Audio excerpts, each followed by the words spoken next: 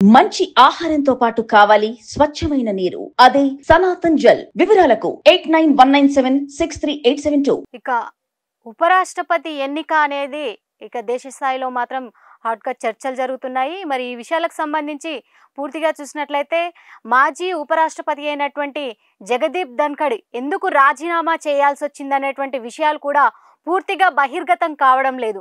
మరి దానికి ముందు ఏం జరిగింది?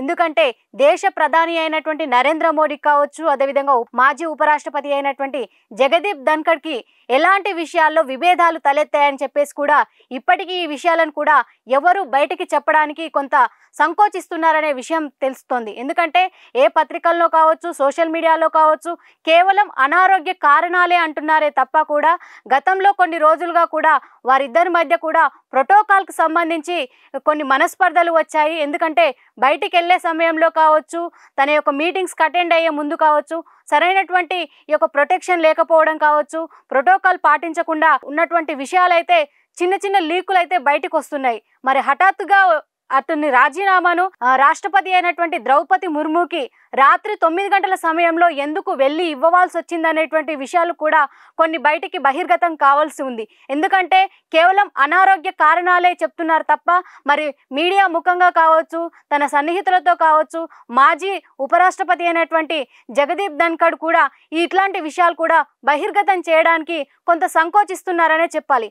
ఇక అతను రాజీనామాతో మాత్రం ఇప్పుడు జాతీయ స్థాయిలో ఉన్నటువంటి బీజేపీ కీలక నేతలు కావచ్చు, మిగతా స్థాయి నేతలు కావచ్చు కూడా ఉపరాష్ట్రపతి పదవికి మాత్రం కొంతవరకు ఊరట, అంటే తను పోటీ చేయడానికి మేము సిద్ధంగా ఉన్నామని చెప్పడం కావచ్చు, పార్టీలో ఉన్నటువంటి కీలక నేతలు కావచ్చు, ఈ వ్యక్తులే సరైనటువంటి అర్హులు, అంటే ఉపరాష్ట్రపతి పదవికి వీళ్ళే అర్హులు అని చెప్పేసి కూడా ఇంటర్నల్గా కొంత చర్చలు జరిగినప్పటికీ కూడా దేశ ప్రధాని నరేంద్ర మోడీకి ఎవరైతే సన్నిహితంగా ఉంటారో వారికి ఇచ్చేటువంటి ఉపరాష్ట్రపతి పదవి ఇచ్చేటువంటి అవకాశాలు మెండుగా కనబడుతున్నాయని చెప్పేసి కూడా పార్టీలో కొంత చర్చలు అయితే కొనసాగుతున్నాయి.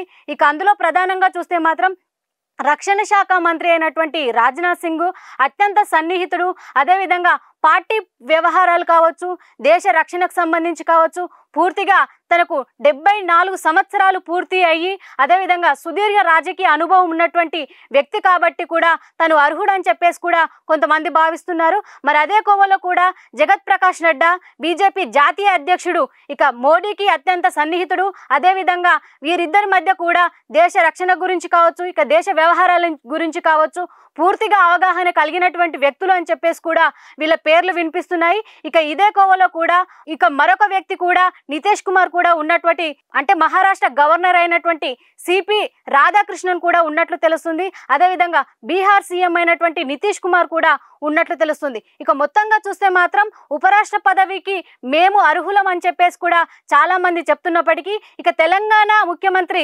రేవంత్ రెడ్డి నేరుగా కూడా అటు హర్యానా గవర్నర్ అయినటువంటి బండారు దత్తాత్రేయ పేరును కూడా వెల్లడించినట్లు తెలుస్తుంది. ఎందుకంటే దేశ స్థాయిలో, రాష్ట్ర స్థాయిలోనే కాదు దేశ స్థాయిలో కూడా హలాయ్ బలాయ్ అనే ఒకటి కార్యక్రమం మొట్టమొదటిసారిగా చేపట్టింది కూడా బండారు దత్తాత్రేయనే. తను అర్హుడు అని చెప్పేసి కూడా తనకు ఉపరాష్ట్రపతి పదవి ఇవ్వాలని చెప్పేసి కూడా పెద్ద ఎత్తున డిమాండ్ చేస్తున్నట్లు తెలుస్తుంది. ఇక మొత్తంగా చూస్తే మాత్రం ఇప్పుడు వచ్చేటువంటి ఎన్నికల కమిషన్ కావచ్చు, ఎందుకంటే ఉపరాష్ట్రపతికి పదవికి సంబంధించి ఎలక్టోరల్ కమిషన్ కాలేజీని ఏర్పాటు చేయడం జరుగుతుంది.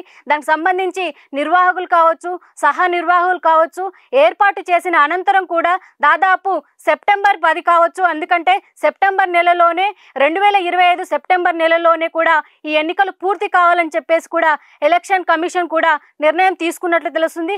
ఎందుకంటే ఎన్నికల కోడ్ పెట్టిన ఎంబడే కావచ్చు, ఎన్నికల కోడ్ విడుదల చేసిన ఎంబడే 30 రోజులలోగా కూడా ఈ ఎన్నికలు పూర్తి చేయాలని చెప్పేసి కూడా ఎలక్షన్ ఉభయ సభలకు, అంటే ఎప్పుడైతే పార్లమెంట్స్లో సంబంధించినటువంటి ఉభయ సభలను కూడా ఈ ఎలక్షన్లో పాల్గొనాలి, ఇందులో నామినేటెడ్ సంబంధించినటువంటి వారు కూడా ఉపయోగించుకోవాలని చెప్పేసి కూడా ఒక నిర్ణయం అయితే తీసుకోవడం జరిగింది. మొత్తంగా చూస్తే మాత్రం మాజీ ఉపరాష్ట్రపతి రాజీనామా అని చెప్పేసి కూడా ఇక ఈ రాజీనామాకు సంబంధించి పూర్తి వివరాలు అయితే ఇంకా వెల్లడి కాలేదు. మరి వచ్చేటువంటి మరికొన్ని రోజుల్లో కూడా ఈ విషయాలకు సంబంధించి జగదీప్ ధన్ఖడ్ మీడియా ముఖంగా కూడా ఈ విషయాలు బహిర్గతం చేస్తారా, లేదంటే తన దారిలోనే తను వెళ్తారనేది కొంత వేచి చూడాలి. మరి ఉపరాష్ట్రపతి పదవి మరి బీజేపీకి సంబంధించినటువంటి నేతలకే ఇస్తారా? ఎందుకంటే మోరల్గా చూస్తే మాత్రం జాతీయ అధ్యక్షుడైనటువంటి జగత్ ప్రకాష్ నడ్డా కావచ్చు, రక్షణ శాఖ మంత్రి అయినటువంటి రాజ్నాథ్ సింగ్ కావచ్చు, అదేవిధంగా మరి బండారు దత్తాత్రేయ కావచ్చు, వీరి ముగ్గురులో ఎవరికో ఒకరికి ఇచ్చేటువంటి అవకాశాలు ఉన్నట్లు కూడా తెలుస్తోంది.